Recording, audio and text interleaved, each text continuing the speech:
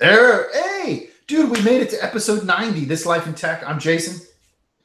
This is Dan. Big Blue on the throne. It's always like that. I'm also representing M for McGregor.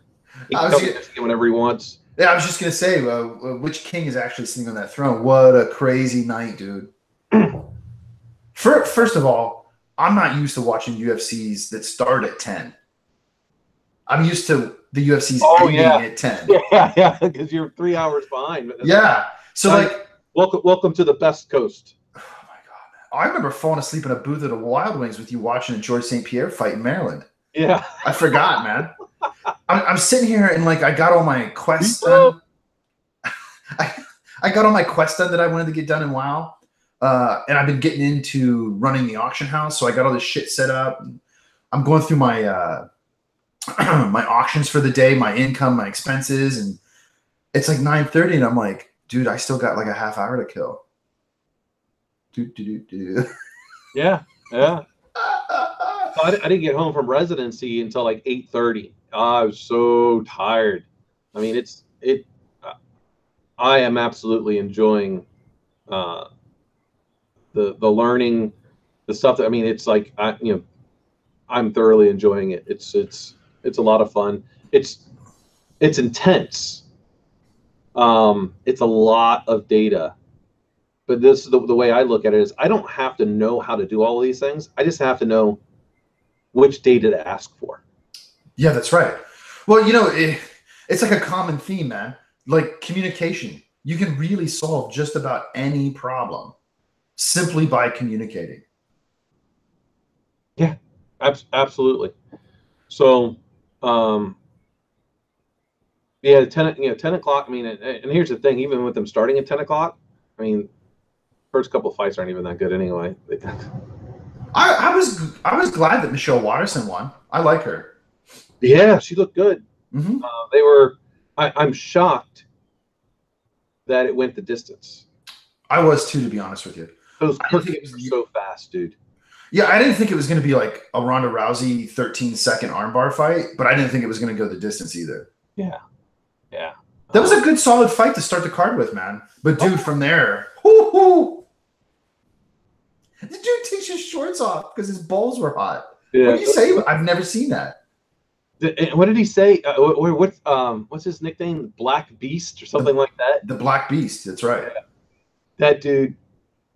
I'm surprised he didn't propose to Ronda Rousey again.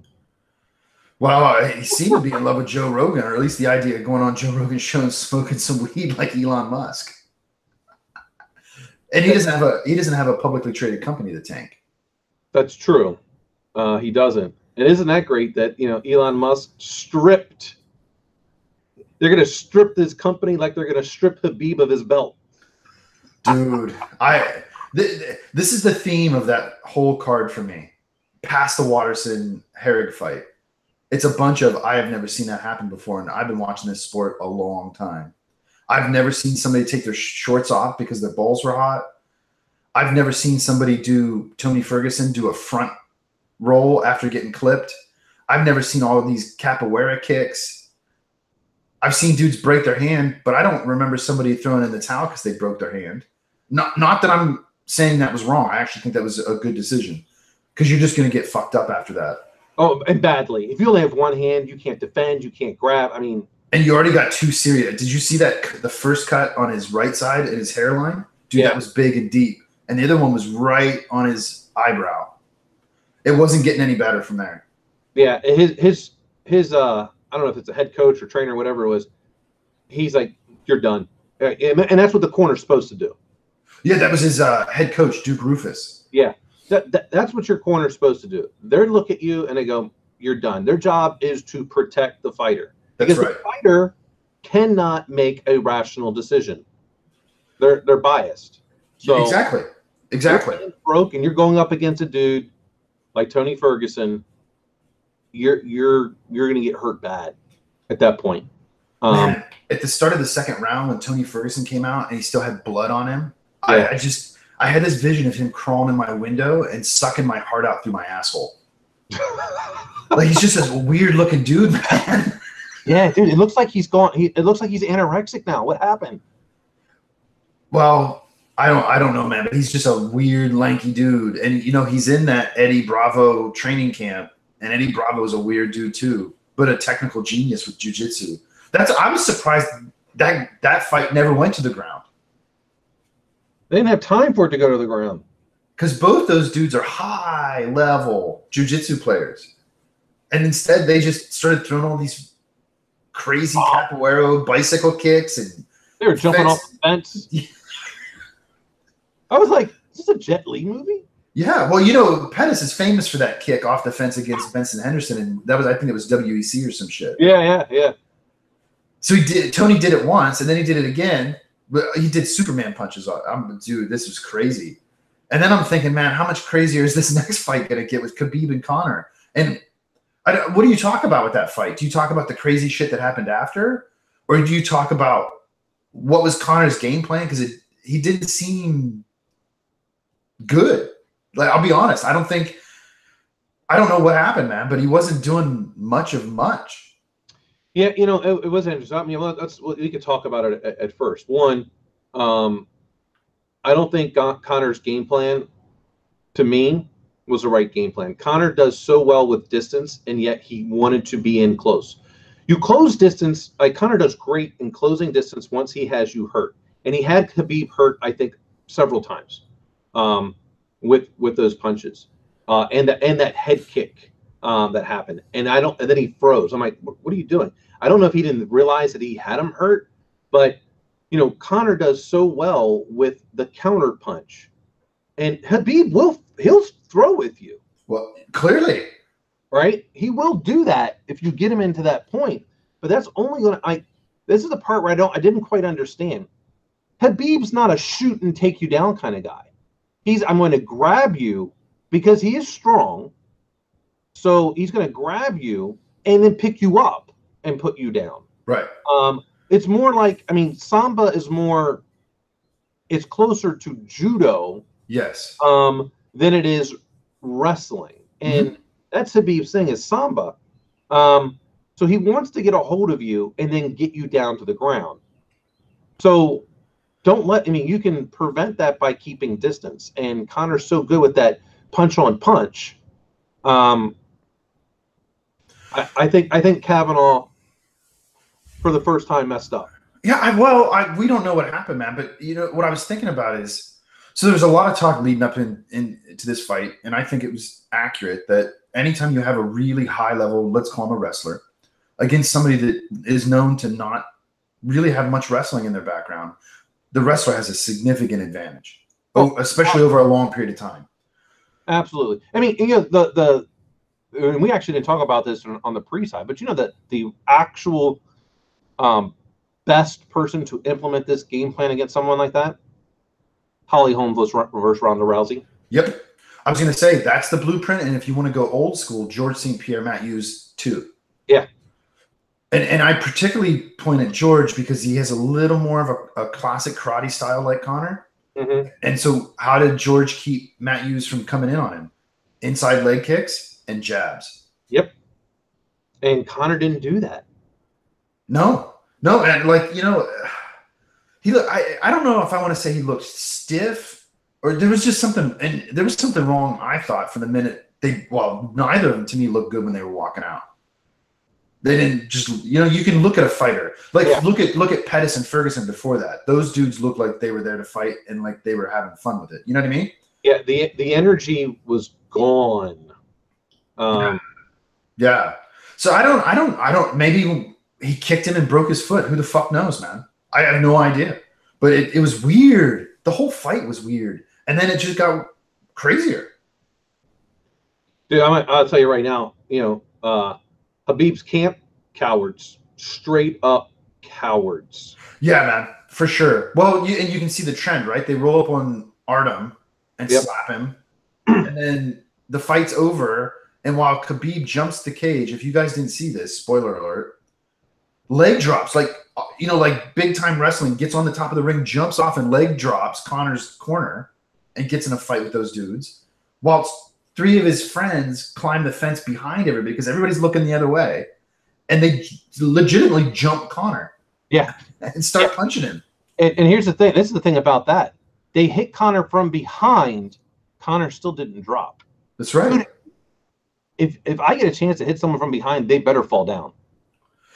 Well, man. I mean, one, if that's what you're going to do, and you can't, I mean, now you're not only are you a bunch of cowards. Now we know why, because they couldn't drop them face to face, so they had to try from behind. Yeah. Well, you know, cowards. And look, man, he didn't get choked out. That was a neck crank. Oh yeah. And that hurts, man. So those types of moves, you got to be a little careful. Sometimes you can pull off in folk wrestling with headlocks like that and crank people. But you're cranking them to try and get them onto their shoulders so you can pin them. That's the point, right? Because you can't tap out in folk wrestling. So we had moves like that where you would crank people and shit. And dude, it hurts. And it hurts for a long time. And so to have that kind of pain, he got beat up in that second round. I don't know anybody that's going to debate that. No, I had it 2 rounds to 1 going into the 4th. I agree. I totally agree with that. First 2 for Khabib. Yep. Although that first round, I was like, I don't know why Herb didn't stand him up, because nobody did anything other than just lay there for in excess of 2 minutes. Easily 2 minutes. Because Herb, I do not like Herb Dean as a referee. I've never liked him. I don't think he's a good referee. My opinion. Yeah, well, there's definitely arguments to be made for sure.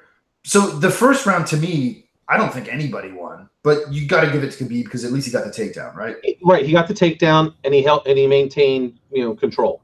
So his top control's sick, man. That's crazy shit. Yeah. And then so going into the 4th, I didn't see it going the way it did based on the 3rd, and then he gets neck cranked and submitted, and then it just pops off. Dude, I've probably seen 3 or 4 videos now, and they're different. They're not the same one from different angles of not small melee brawls breaking out all over Vegas. Like, it wasn't even in the crowd, man. It was out in the streets at other hotels. Crazy fights. Yeah. Definitely pretty crazy. Khabib go climbing that fence. I mean, he's lucky that Dylan Dennis did not get a hold of him. Man, when you go outside the ring like that into somebody else's corner. Because here's the thing. Khabib is the aggressor. It doesn't matter. Say the camps can say whatever they want. It's just words. Right. Right. You go into there now. You're the aggressor. Anything that happens to Khabib at that point is 100% on him. Yes. The aggressor. Well, it's this crazy thing. This is something I wanted to talk about, which is about the fight, but not about fighting. So in fighting, like these press conferences, for instance. Somehow, as a society, we've made it an exception for assault, right? You can threaten people. You can tell them you're going to kill them. And somehow within this little bubble, that shit's okay. All right? And then in this other place, which is him crossing the boundary, which is what a ring is, yeah? Now, I don't know if he actually hit somebody, but let's say he did. Now it's battery. Yeah. Right? And so now you're criminally liable, just like Conor was for what he did. Because that's, of course, what the internet is. And even did you see the post-fight press conference where Khabib answered one question and his answer was basically, I don't know why you guys are mad at me. This guy did it first. Yeah. And then got up and walked out. Yeah. Yeah. I saw that. Yeah, Conor did do it. And guess what? Conor did get arrested. He did go to court. Millions of dollars. And he's not done. Yeah. So millions of dollars. That tells you the mentality of the people you're dealing with. So here's my question for you, for myself, for everybody else that maybe listens to this. How responsible is the UFC for this? By creating this culture of permitted assault, let's call it. Well, and maybe that's not the right term. You tell me. So I'll first go to did the UFC create it? No, the UFC didn't create it. This has been going on in all combat sports for as long as there's been a mic in front of someone, right? Muhammad Ali, Mike Tyson, you name it, it's been going on for a very long time. So I don't think they created it. Maybe the better word is they're encouraging it. Are they responsible for the outcome? by at least passively condoning it. Well, maybe, but I'm going to lean towards no, because I believe their burden winds up coming on to, did they do enough reasonably in order to prevent escalation? And the amount of security, including law enforcement, that was already there was significant. There was a lot. So I believe that the UFC realized the potential and therefore took appropriate precautions in order to try to prevent escalation. What they did not plan on was Khabib scaling that fence and jumping and literally, performing some Randy Macho Man Savage stuff off the top rope, going in there. And then at that point, Khabib's camp climbing also the cage. They went to the, for the most part, the ingress and egress points. Right. Forgetting that the entire cage is an ingress and egress point. Yeah, it's not like it has a roof. Yeah. Right. Yeah. No one saw them doing that. I've never seen anything like that before in my life, man. No, movies. Well, I mean, we've seen Conor get out of the cage and get in Jose Aldo's face, but he didn't touch him. No. Right? He was selling a fight. I've seen people, remember Forrest Griffin? I don't remember who he beat, but he got all happy, got out of the cage, ran up to the fucking top bleachers, and then ran back down. Yeah. So I've seen people go out of the cage. I've never seen somebody get on top of the cage and jump into somebody else's corner and start brawling. Well, what I know is that when in boxing, when a fighter leaves the cage or the ring like that, and because there's been altercations, yes, the boxing commission has considered it a no contest. Yeah, they're vacating. Yeah, it's the same thing as if you decide to no longer show up for your job. Yep, I mean, you vacated your position. Yep, and then the belt in that particular instance is vacated. There's no. Right. Unlike which I believe the UFC made a mistake when it came to John Jones and DC, the belt should have been vacated. Yeah, it shouldn't go to the guy that came in second. It should be vacated, and then dudes have to fight for it. Yep, because that's how they do it in boxing. Yeah, and in this case, that's exactly what should have happened with Khabib. For those who don't know, the commission is withholding his purse. He gets nothing as of right now, and it's very likely he'll get nothing.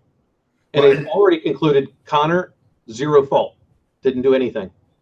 His purse is his, so they're putting 100% blame on Khabib. Well, and they have the power to rule it a no contest. Yeah. So in that case, I mean, then it'll be up to the UFC is whether they force him to vacate the belt. I don't think the commission can make them assign a belt to somebody. I think that's the UFC's decision. True, but the athletic commission can suspend them. That's right. And if they suspend him for a year, and not just that, so Dana was correct. Because of that altercation, those things get reviewed for visas. Yes, they do. He may not be able to fight in the United States. That's right.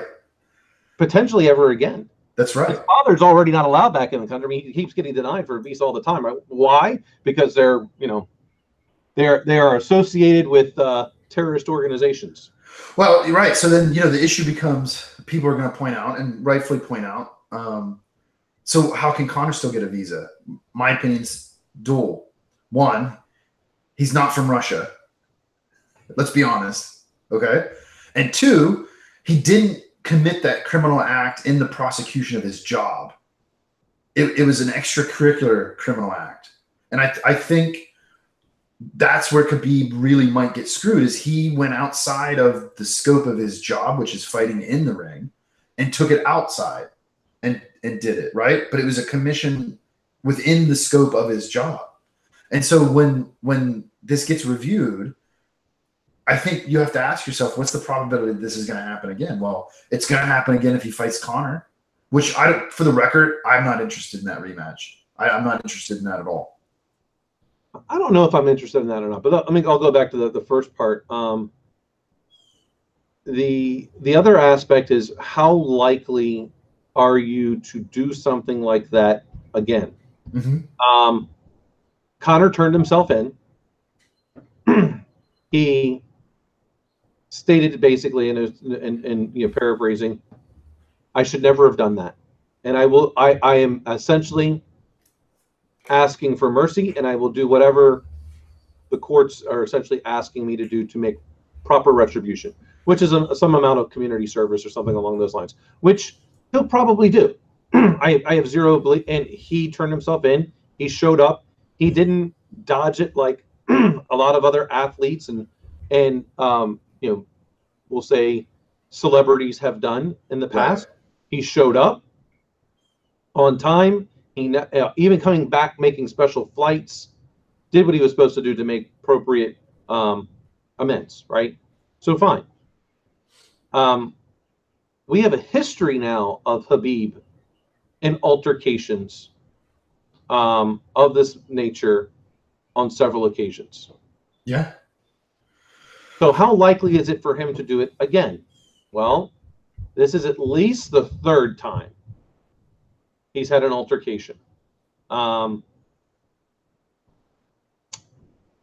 how likely is he to do it again? Well, if he's done it 3 times. Right. Well, hey, man, and it's just, it's cowardice is what it is. It all around is just cowardice. But it does. It legitimately make me think. The UFC can't come out and say, yeah, it is what it is, which is one of Dana's favorite phrases, because it's not. Also not what it's not. Yeah, exactly. I mean, you're at a minimum passively. I was going to say exactly that for the record. So spot on, well played. You're passively condoning this shit. And yeah, you can't predict that this dude's going to jump the cage and leg drop a crowd. I mean, you can't. That's unreasonable to expect. But is this what you want the sport to be? And so, to me, that connects back to leadership and cowardice and communication. Well, Dana White is not. Let's be very clear. Dana White's not a leader. He's a promoter. Yeah. Right. There's a big difference. Right. So, to me, we'll go back to am I interested in seeing Conor Khabib fight again? Yes. Do I want him to run it right back like he did Nate Diaz? No. I don't think Conor should have fought Khabib this time. That was my opinion. I don't think so. Being away from, people could say that he's been out. He hasn't really been out for 2 years. Mixed martial arts is a different bag, and even Conor had admitted that when he was going to fight in boxing. This is different.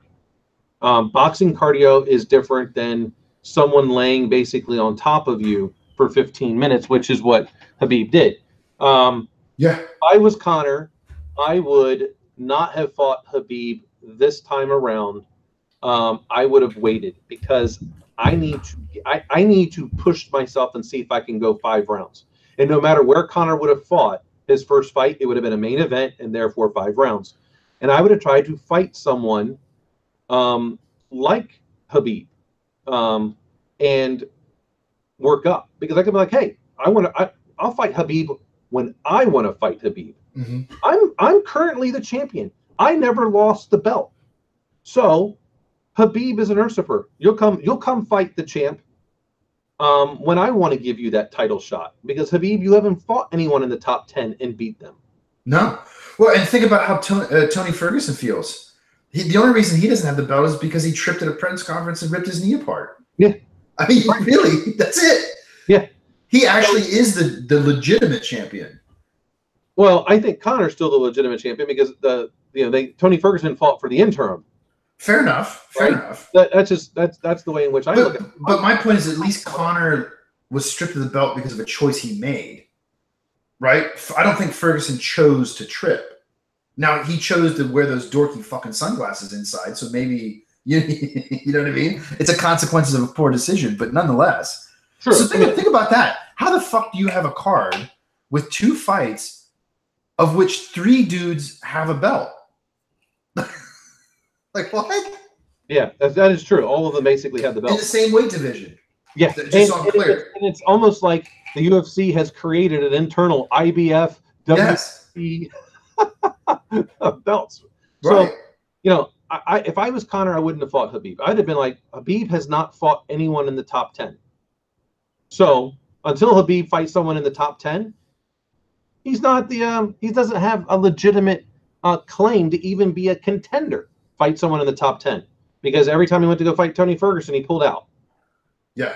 He beat Al Iaquinta, who was like, I don't know, the 80th best person on that was in the arena that night. You know what's interesting, man? And this kind of like encapsulates this for me. I just thought of it while you were talking. You said something that made me think of this. How people view Khabib is how we viewed Fedor. And now, of course, after Fedor's prime, the conversation has switched to, well, he was 40-0 or whatever because he just crushed cans. He really never took any hard fights. And so that's kind of true of Khabib. I mean, really, who has he beaten that was in the top 5? No one. He hasn't. Now, he legitimately beat Conor McGregor. He did. Khabib is the same type of fighter to me as George St. Pierre, and neither one of them interests me to watch a mixed martial arts fight. You're just essentially taking them to the ground and laying on them for 5 rounds. That's not exciting to me. That's not the kind of fight I want to watch. It would be different if there was a bunch of submission attempts and things like that. I didn't see Khabib trying. That's my opinion. I mean, yeah, he had him. He was trying to sometimes pass, but I don't think he wanted to. He just wanted to do everything he could to not have to stand up. Yeah, but I think he did the bare minimum to do that. And in the 4th round, he finally got positioned to where he could get Conor where Conor had to, he got Conor basically in side control on the fence and was able to drag him to the ground.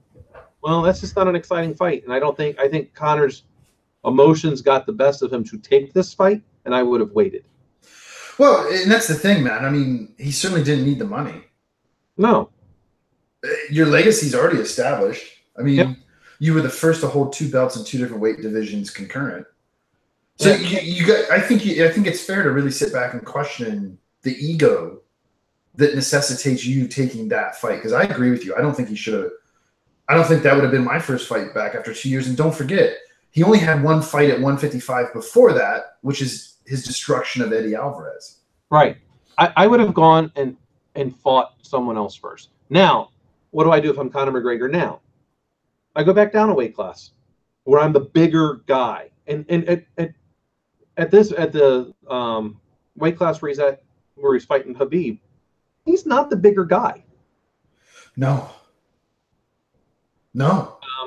And if I'm going to fight full time at that weight class, in reality, and in my opinion, Conor would need more than a year to put on enough mass to warrant going there. Right. And I don't think he's got the body mass today to do that. I mean, he looks bigger, but not big enough. No. Well, I mean, because what is Tyron Woodley going to do to him? Well, Tyron Woodley would hurt him. Yeah. But Conor can say whatever he wants about moving up and fighting that. No, look, it would not be a fair fight. Tyron Woodley would hurt him badly. Tyron Woodley walks around close, well at over 200 pounds. I think. I mean, that dude is just. Well, and he's a completely different type of fighter than Khabib. I think he's insanely more dangerous. Yeah. To be honest with you, not that I want to get smashed up against a cage for 15 minutes either. But I also don't want to get detonated by a fucking bomb. That's what Tyron Woodley is, if he chooses it to engage. So, last question, man. Yeah. Do you think losing hurts Conor McGregor's, let's say, stock value? No. Yeah, I don't either. Especially because of the aftermath. I think he actually went up probably a little bit. Probably, and here's also the reason why. Getting submitted is not getting knocked out. Right. Chuck Liddell's stock did not start to fall, nor Tito Ortiz's stock start to fall until they started getting knocked out. Yep. Oh, when is that fight? I don't know, but I might watch that at a bar. Yeah. Here's the thing: like when you look at it, getting submitted, completely different. People are like, okay, well, you fought a wrestler, he laid on you for 5 rounds, and okay, you got submitted. Yeah. Nope. Connor's only fights that he has ever lost has been through submissions. That's 100% true. In fact, I don't know that he's ever been dropped until last night when Khabib clipped him with that wild right. I thought Diaz. Maybe. I don't remember. You might be right. Yeah, I mean, here's the thing. Regardless of that, I mean, that's the part where I was going, like, Conor did not look right. He was not doing his, constant. The Rock. Yeah. That it wasn't there. So regardless of that, he survived and he defended well. And yeah. Well, if you look at it in the same way that you look at his fight with Mayweather, where it wasn't, I don't think it was ever about actually going in there and winning. Not that he didn't want to win, but that wasn't the mission. The mission was to train to go 30 minutes with inarguably one of the best boxers of all time. Yeah. So I wonder if this was training, so to speak. I'll look this up. But to what end? Because I'll be honest with you, if I was Conor McGregor, I'd fuck off.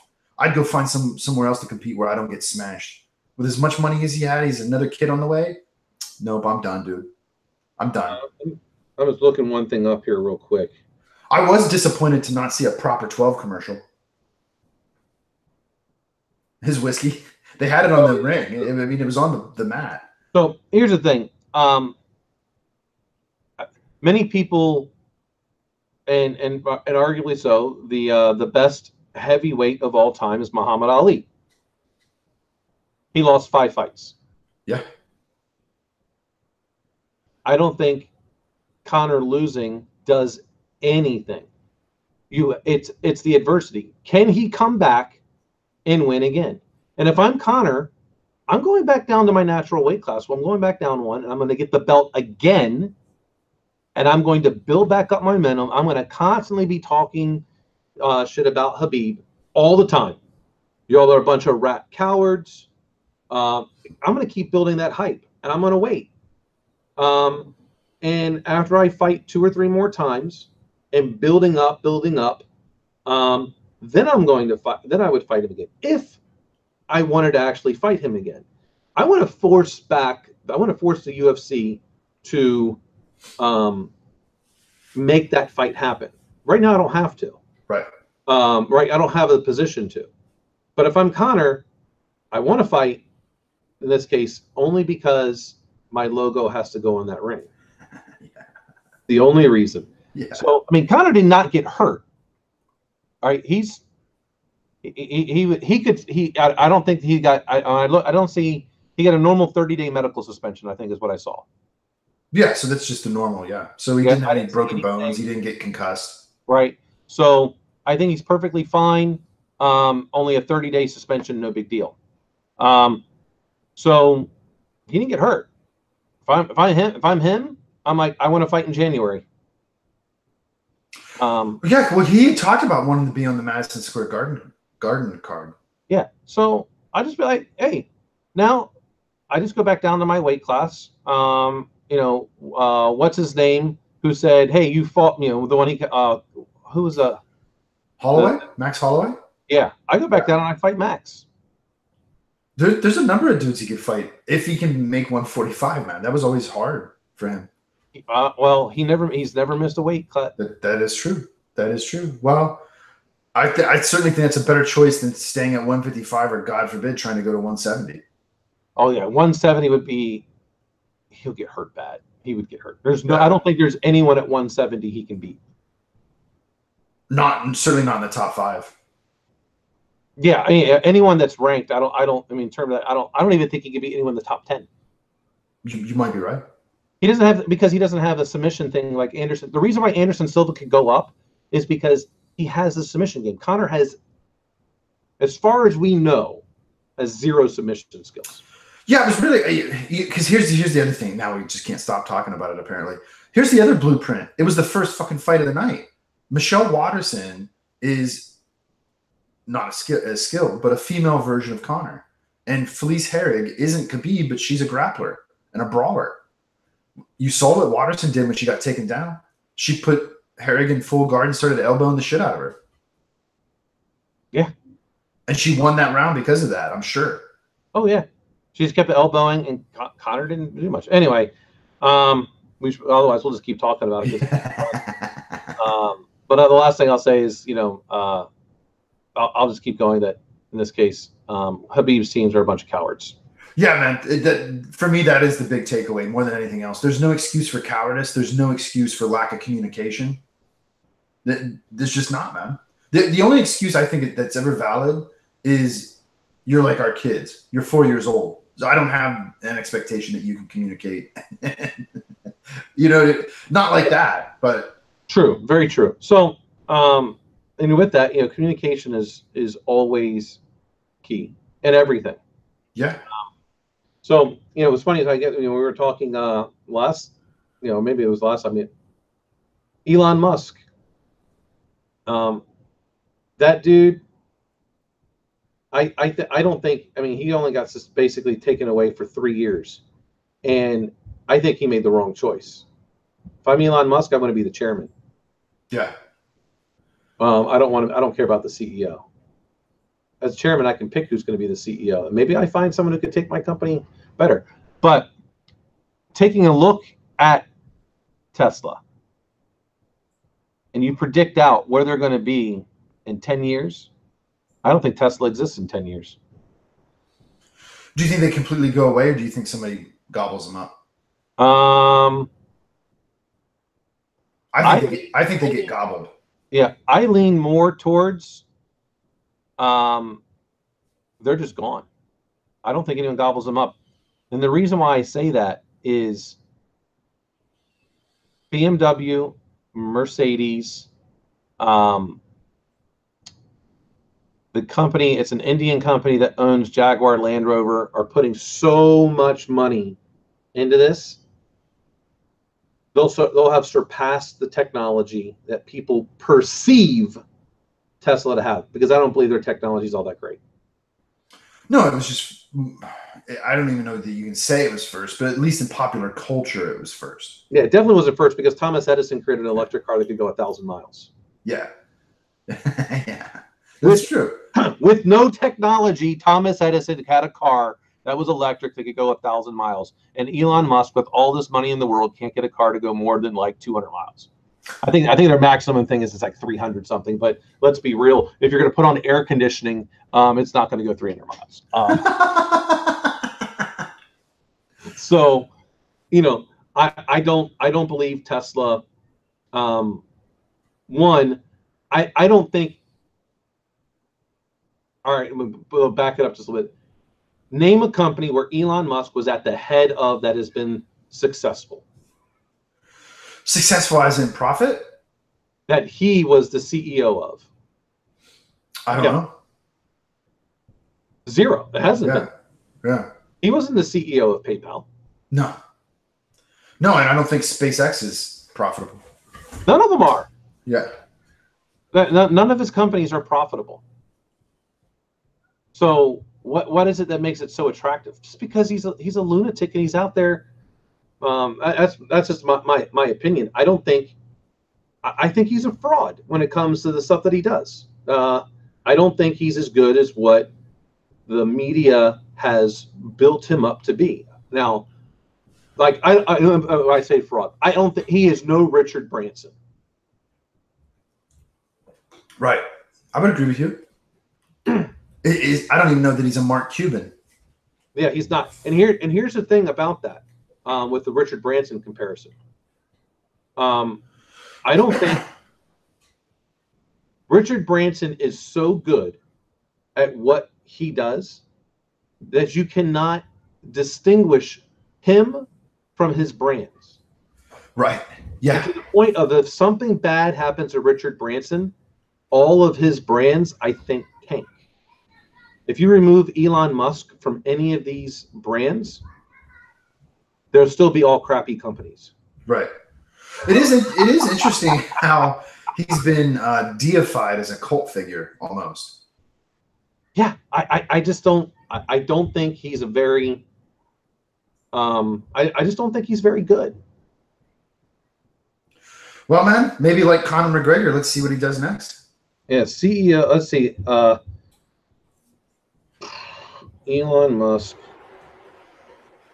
CEO companies. Let's see. So while you're looking this up, to be fair, as a counterpoint, and I don't know that this is true. I've never spoken to Elon.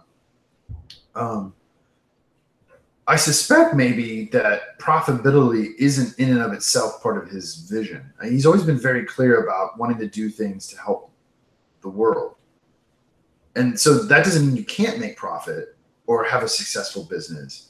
I just don't think that's the thing he thinks about foremost, which doesn't make him a good CEO, right? I mean, I would concede that point.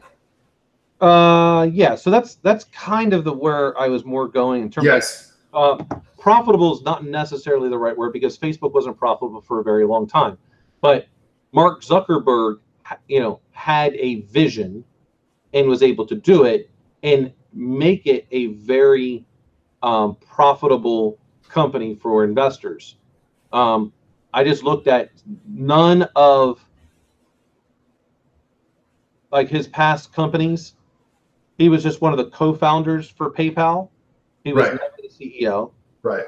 Zip2, don't even know what that is.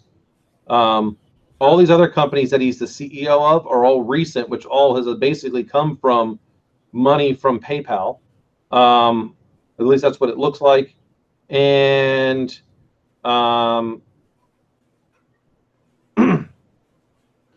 I think he's much better in that inventor role.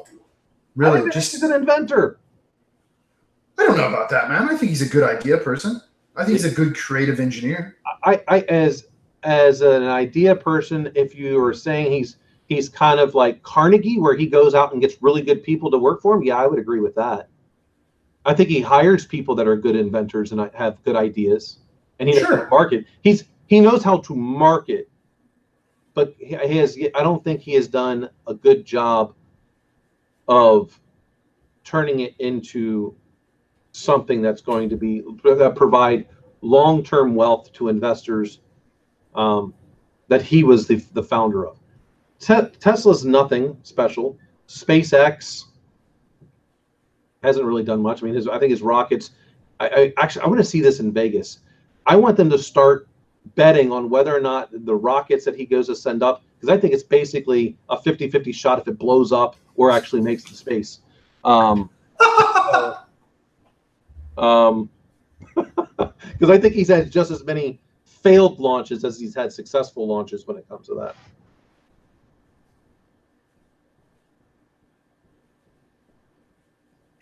No comment?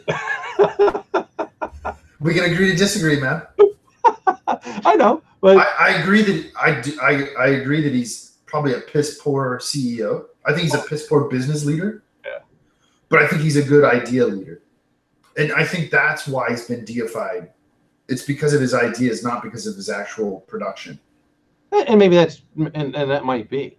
But I certainly I would not. The only way I invest in one of his companies, it's not even an investment, is I'm short selling it. Here's a question for you. Maybe this is a good way to end it. Maybe you don't answer it. If you had to choose one, okay, would you rather work for Phil Zimmerman or Elon Musk? Oh, Phil Zimmerman, because I can control him. I can just get that dude some freshly squeezed orange juice, and he's good. That's because here's the thing: Phil wants to be loved, and he's not a bad person at all. He's fun to talk to, and make him feel good, and get that dude some freshly squeezed orange juice. I can't tell you how many times when we were out to dinner, his first question was, "Do you have freshly squeezed orange juice?" The man loves some freshly squeezed orange juice. Yeah, hey man. And he is just, when I think of like in that tech space of a gentleman, Phil Zimmerman is that. He's just a nice man. His business decisions again are probably closer to Elon Musk. He just doesn't have the same money as Elon Musk, but Phil Zimmerman I would talk to all day long. I mean, you can't have a beer with him because I've never seen Phil drink ever. other than like freshly squeezed orange juice. Right. I don't know if I've ever seen him have like a glass of wine or anything. But absolutely, Phil Zimmerman, hands down. Hands down. Because at least I know Phil Zimmerman has actually created and invented some stuff. That could be an interesting debate. Oh man. Oh, only 9 more episodes to go to 100. 9, 10. I thought this was 90, right? This is 90. So in 9 more episodes, we will have number 100. That's true. I'm not counting this one done yet because I haven't clicked stop broadcast. Oh, well. Eventually, the stop broadcast will occur one way or another. That's right. Yeah. That's true. Yeah, man. I mean, we'll easily make 100 as long as we don't like take a month off. Yeah, I don't see the month off happening. Now we just got to figure out what we're going to do for 100. Maybe we'll get the Sultan back on. I was going to say he needs to show up for sure. I don't know, man. That's a good idea. We should think about something. Yeah. All right. I'm going to try and plot out and see when it is. Like, when would 100 be? Well, I think it needs to be a Sunday, not a Thursday for sure. Yeah.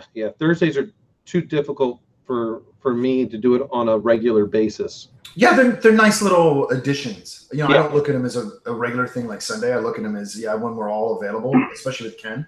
Then we do it. If not, whatever. It's not a big deal. Yeah. All right. Cool, man. Well, that's 90. 90 in the bag.